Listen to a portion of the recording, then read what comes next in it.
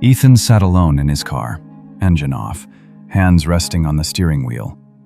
The gym was right in front of him, lights on, doors open, people walking in, and yet he didn't move. It had been almost 3 years since he stopped showing up, not just to the gym, but to his life. 3 years since the business failed, 3 years since the divorce papers were signed. 3 years since he told himself, "I'll get back to it when things feel right." They never did. That night his phone buzzed, a single message. "Marcus, you still avoiding the place where you left your power?" Ethan sighed. Marcus always knew. Marcus wasn't just a coach. He was the mentor Ethan met years ago, back when Ethan still believed in himself. Ethan typed back, "I'm tired. I messed up too much." A few seconds passed. "Marcus, good. Then you're exactly where this lesson begins." They met the next morning at a quiet cafe. Marcus didn't ask how Ethan was doing.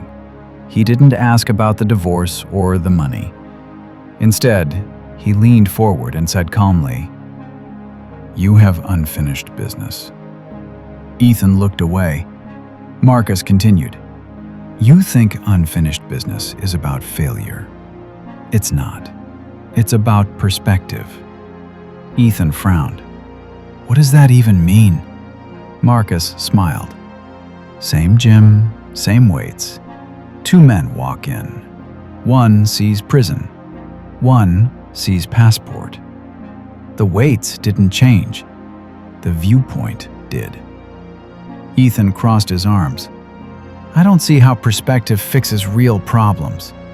Marcus leaned back. "That's because you're still calling opportunities problems." Marcus pulled out a napkin and wrote 3 words. Prison, problem, opportunity. "Your divorce," Marcus said. "What is it?" Ethan swallowed. "A problem." Marcus shook his head. "No, it was a doorway. You just walked out facing backward." Ethan felt his chest tighten. Marcus continued, "You lost the business because you built it with hustle but no discipline. Now you know better." Ethan whispered, "I feel bitter." Marcus smiled gently. "Good. Then let's upgrade that. You're not bitter. You're better. You just haven't used it yet." Marcus leaned forward again. "I need you to stop saying one word." "What word?" "Should." "I should work out. I should forgive. I should try again." Marcus shook his head slowly. "You don't get what you should. You get what you must." He pointed at Ethan's chest. "You must live. You must grow. You must evolve." Ethan felt something shift. Marcus added, "People who say should negotiate with comfort. People who say must answer to destiny." Marcus stood up. "Come with me." They drove in silence.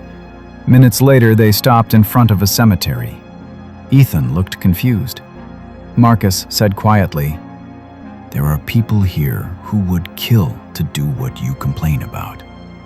Ethan felt his throat tighten. Marcus continued, "Someone here would drink water happily, lift weights gratefully, forgive eagerly, work relentlessly, just to live one more day." Ethan closed his eyes. "And you," Marcus said softly, "are alive and hesitant." Later that day, rain started pouring. Ethan groaned. "Of course." Marcus laughed. "You see depression. Farmers see harvest." He looked at Ethan. "Grass doesn't grow without rain. Roses don't bloom without storms." Ethan finally smiled. Just a little. That evening, Ethan stood in front of the gym again. Same place, same doors, different man. Marcus's words echoed, Your viewpoint will either be your advantage or your assassin. Ethan stepped out of the car. Inside, every rep felt heavy, but meaningful. This time, the gym wasn't punishment. It was permission. Permission to live again. Weeks later, Ethan sat across from Marcus once more. "I see it now," Ethan said. "I didn't need a new life. I needed a new lens." Marcus nodded. "Exactly. Change the way you see things, and the things you see will change." He leaned forward.